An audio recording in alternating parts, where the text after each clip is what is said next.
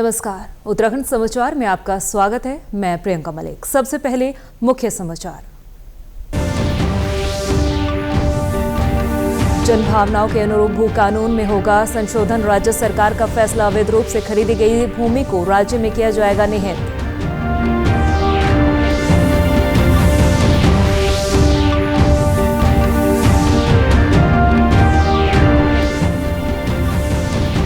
बागेश्वर जिले में स्वच्छता की अलग जगह रही। स्वयं सहायता समूह से जुड़ी महिलाएं पिछले 8 वर्षों से डोर टू डोर कचरा इकट्ठा करने के साथ साथ लोगों को किया जा रहा जागरूक।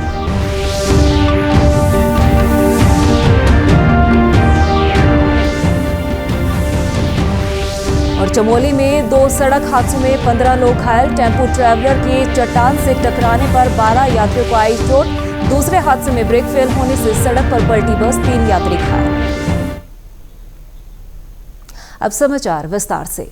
मुख्यमंत्री पुष्कर सिंह धामी के भू कानून की दिशा में लिए गए फैसले के बाद प्रदेश में अवैध रूप से जमीनों की खरीद फरोख्त करने वालों के खिलाफ सरकार ने कार्रवाई तेज कर दी है। प्रदेश के वन मंत्री सुबोध उनियाल ने भू कानून को लेकर स्थिति स्पष्ट करते हुए कहा कि प्रदेश सरकार भू कानून को लेकर गंभीर है। जिन लोगों ने भी यहां भूमि खरीदी और उसका उपयोग उस प्रयोजन के लिए नहीं किया है जिस प्रयोजन के लिए भूमि खरीदी गई है, उनके विरुद्ध कार्रवाई करते हुए भूमि को राज्य सरकार में निहित किया जाएगा। इसके अतिरिक्त एक परिवार में 250 वर्ग मीटर से ज्यादा भूमि खरीद पर जिन्होंने नियमों का उल्लंघन किया है, उनकी भी अतिरिक्त जमीन राज्य सरकार में निहित की जाएगी। वन मंत्री ने कहा कि भू कानून में जो भी सुधार राज्य हित में अपेक्षित होंगे, ये प्रयास किए जाएंगे, लेकिन इसके लिए प्रदेश के नागरिकों को भी जागरूक होकर सरकार का सहभागी बनना होगा।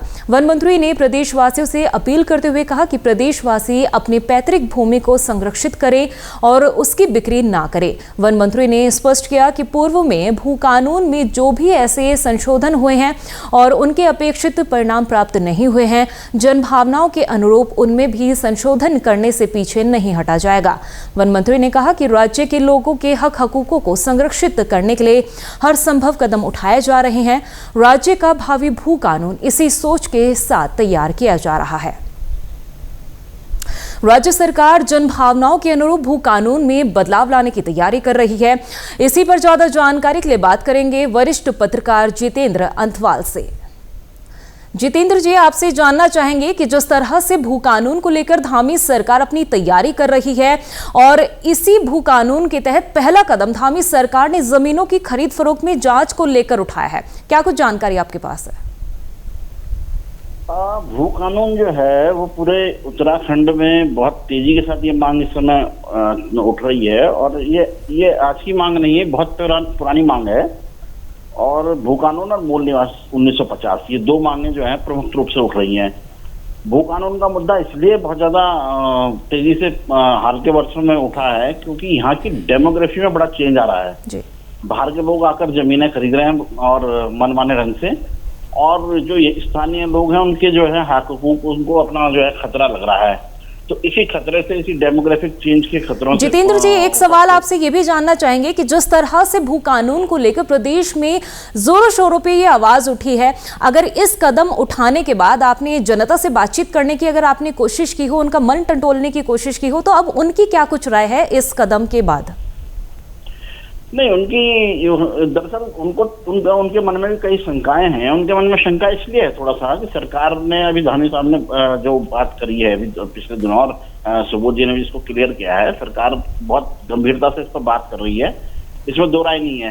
सरकार ने कमेटी भी बनाई, सरकार ने 2021 में जो है धामी सरकार ने ही सुभाष कुमार कमेटी, जो पूर्व CS थे, मुख्य सचिव थे, उनकी अध्यक्षता में कमेटी बनाई थी। उस कमेटी ने रिपोर्ट दी।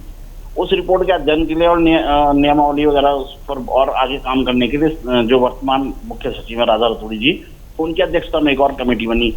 दरअसल जो विलंब हो रहा है, जो मतलब 2021 से और आज 24 हो गई है, तो इसको लेकर आशंका है कि मतलब हर बार जब भी ये कोई बड़ा कॉल करते हैं, इन लोगों में आशंका यह है कि जब भी बड़ा कॉल करते हैं तो उससे पहले सरकार एक बयान देती है, तो विश्वास उससे थोड़ा शंकाएं ज्यादा है।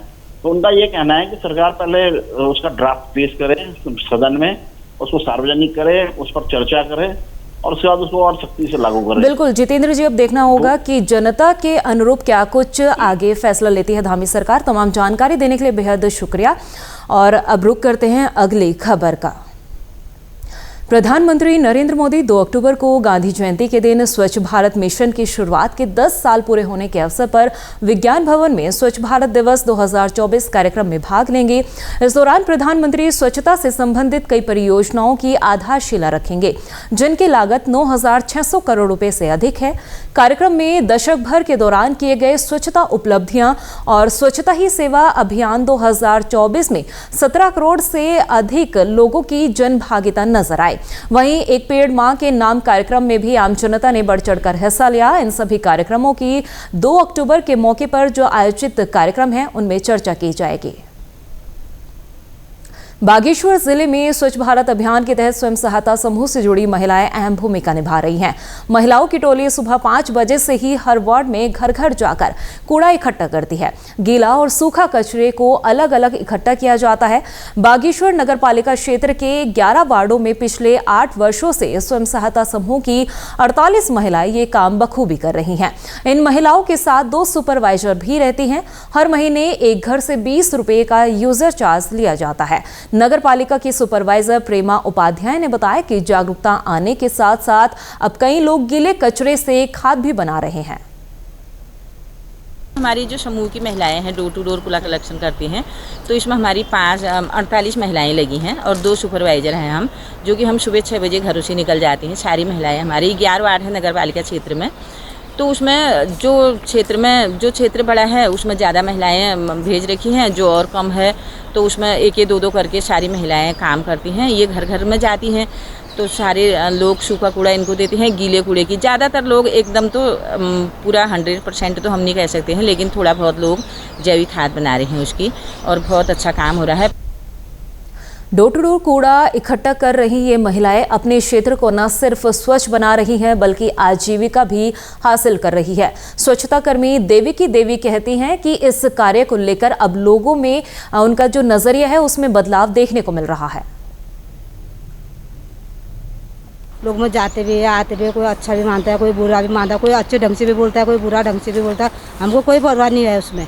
और अब हमको इतना अच्छा लग रहा है काम करने में, क्या बता। हमारा घर का चूल्हा मतलब ऐसे जलता है, क्या कहते हैं, हम यही काम करते हैं, हमको अच्छा भी लग रहा है। लोग हमको अच्छा भाव और स्वभाव भी कर रहे हैं। कोई अच्छा क्या कहते हैं, शादी ब्याह में भी अच्छे पूछते भी है। और यहाँ रुकेंगे एक छोटे से ब्रेक के लिए, आप बने रहिए हमारे साथ।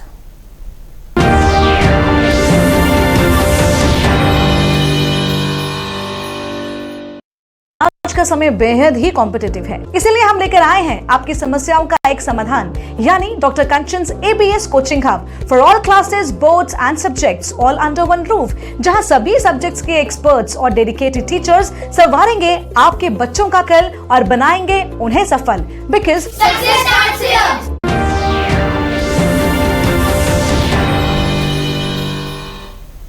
ब्रेक के बाद एक बार फिर से आप सभी का स्वागत है।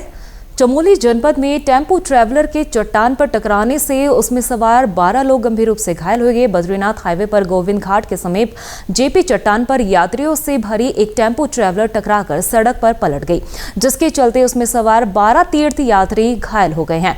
टेम्पो ट्रैवलर में ड्राइवर सहित 19 लोग सवार थे। सभी यात्री मुर्शिदाबाद पश्चिम बंगाल के थे। घायल 12 यात्रियों में 9 को हल्की चोटें और 3 लोग सामान्य घायल हुए हैं, जिनको CHC जोशीमठ लाया गया है। दूसरी तरफ चमोली जनपद की ही राष्ट्रीय राजमार्ग में बद्रीनाथ लामबगड़ नाला के बलाम ब्रिज के पास एक बस के ब्रेक फेल होने से बस सड़क पर पलट गई, जिसमें 3 यात्रियों को हल्की चोट आई है।